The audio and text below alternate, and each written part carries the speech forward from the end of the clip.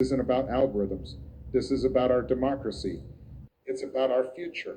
And that is why, before we go any deeper into this, I am asking you right now to commit. I need you to be part of this conversation.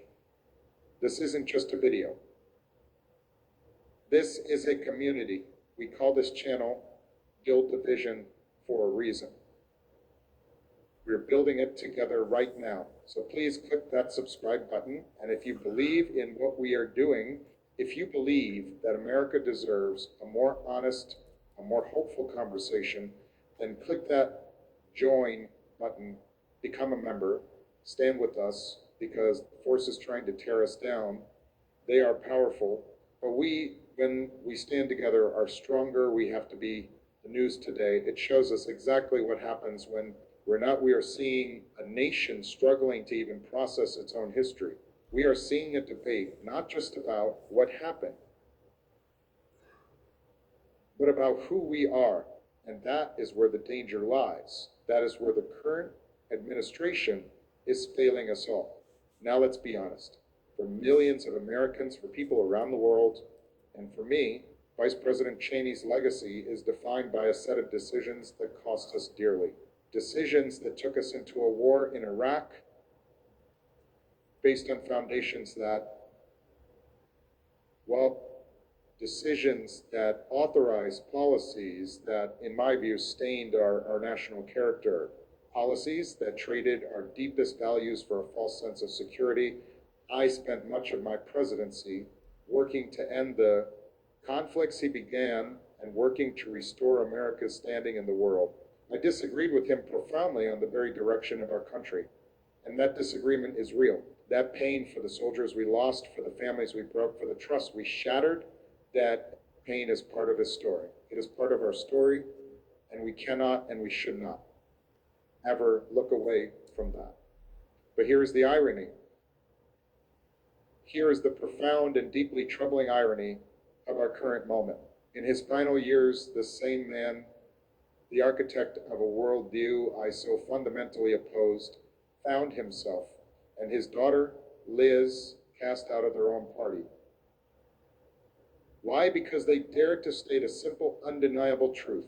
Because they dared to stand against the corrosion of our democratic norms. They dared to criticize the sitting president, Donald Trump, and his attempts to undermine the very foundations of this republic.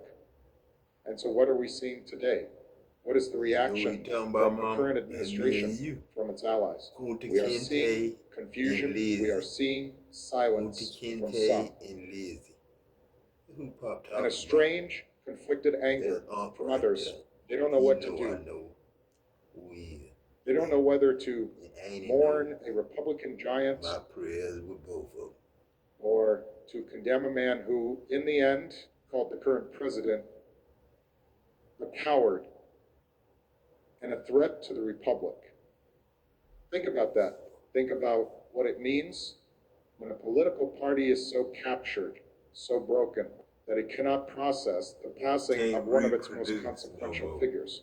What does that say about its leadership? It says that the party is no longer built on ideas, not even ideas I disagree with. It is built on loyalty. Loyalty to one man and one man alone. You know what I'm saying? It was lopsided war. Have you ever wondered how the world's currencies are traded?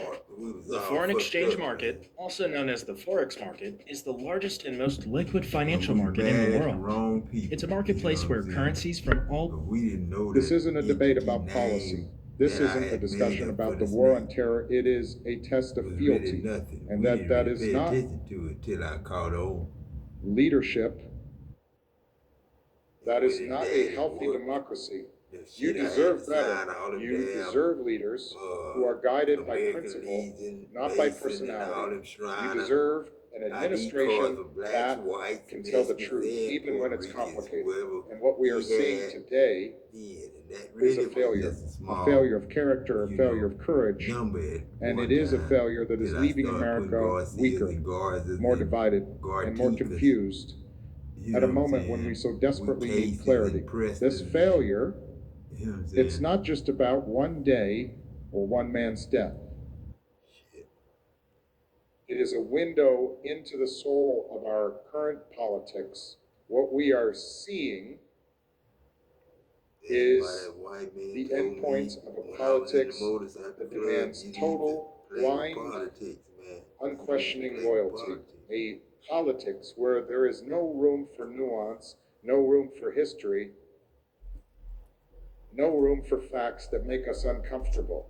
The current administration, President Trump, has built his entire movement on a simple, dangerous idea.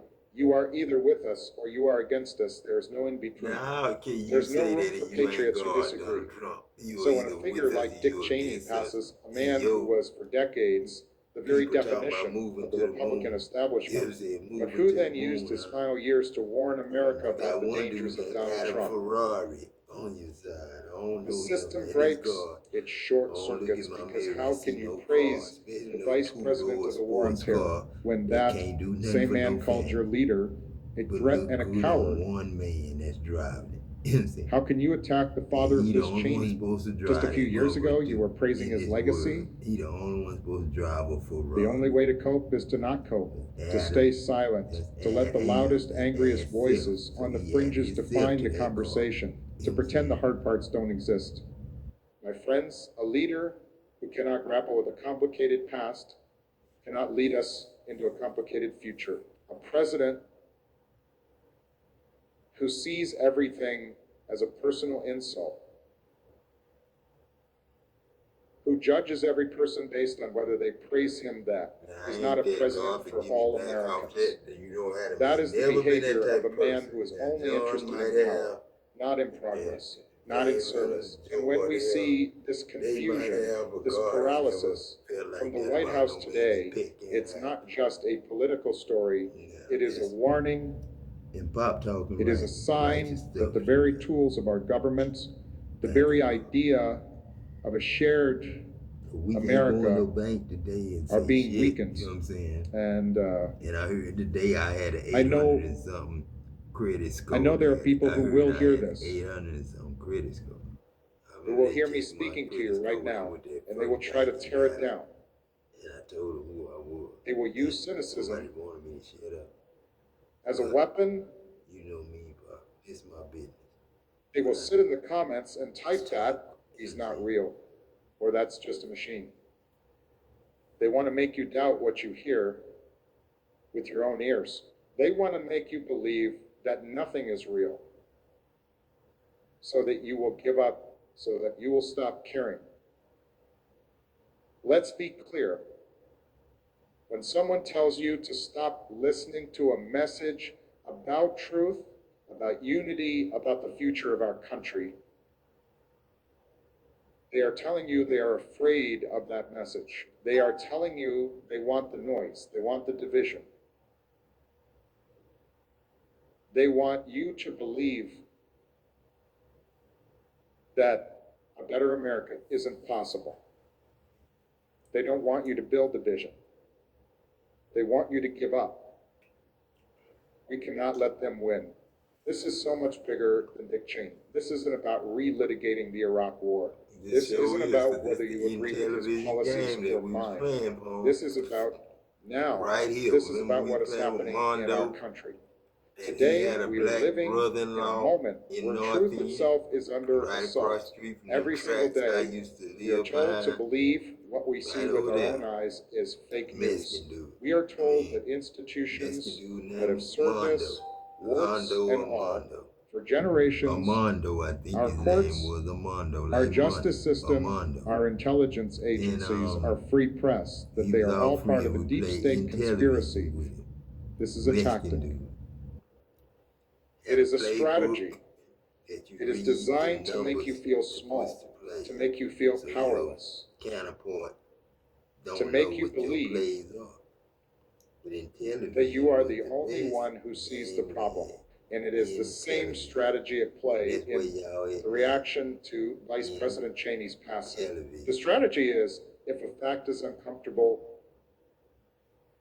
in God television. Ignore it. That's what I'm saying. In God television. If a person is inconvenient,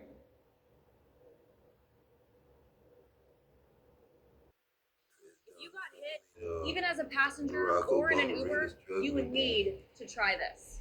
It's hard to stay focused. The tragedy is if a fact is uncomfortable. If a legacy is complicated, pretend it isn't. But America is complicated. Our history is complicated. You are complicated. I am complicated. And we must have leaders who are strong enough, who are mature enough to handle that complexity. We need a president who doesn't just speak to his base. We need a president who understands his first most important job is to protect and defend the Constitution for everyone. Even for it's kind of hard to do that, Pop. It's really kind of hard to do that when you know the system. You know what I'm saying? It's really hard to do that. You know what I'm saying? Because every black player that when I was Hank Aaron, what you think I had to do? When I was Babe Ruth as a black player, because I wasn't a white, fat Babe Ruth. You know what I'm saying? When I was, Satchel Paige, June. You know what I'm saying? With the all black league. You know what I'm saying? Playing baseball. You know what I'm saying? When you the first black to do anything, they spit on you, they throw their big hands on you, they throw their soda at you, and they mad at you. Because you segregating the land. You know what I'm saying? I guess that's the word for segregating. Mixing the land. That's where we get Mexicans from. Hispanic. Mine stays strong and I mixed them up. Call them Mexican. You can do it. You know what I'm saying? Jamaican. You can do it. the people who criticize him. Especially for them, the fact that the Cheney family, once the heart of the Republican Party, became its most vocal critics, that should tell us something. It should show us that the threat we face is not about left versus right. It's not about Democrat versus Republican. It is about those who believe in our democratic system in truth and in. Because Democrat is really democracy. Democracy is stop marking God. Stop marking God. That's what democracy is. Like I say, Negro is new growth. You can say no growth, Negro, no growth, a Negro. You know what I'm saying? But new growth is Negro. They never say nigger till I came as God and was teaching. Neagga. EA is Adam and Eve. Adam, one, love. It really make love. And Eve is the day we met. You know what I'm saying? 12 noon. Especially the day I left here. 12 noon. And it was midnight. This shit. When, I was took out of here. You know what I'm saying? He got that Kent. Yeah, I got that mop. The rule of law and those who Yeah. are willing to tear it all down for their own personal gain. President Trump's inability to lead this national conversation, this moment of reflection, it is a sign of that. Deeper rot, it shows that his leadership is not about America first, it is about Trump first. God don't rejoice. Every single one of you, no matter who you voted for, you deserve so much better than that. You deserve a leader who respects the truth. You deserve a leader who wants to heal our divisions, not to pour salt in our wounds. You deserve a leader who, when history calls, can stand up and speak for the entire nation, not just for his own supporters, and we are not getting that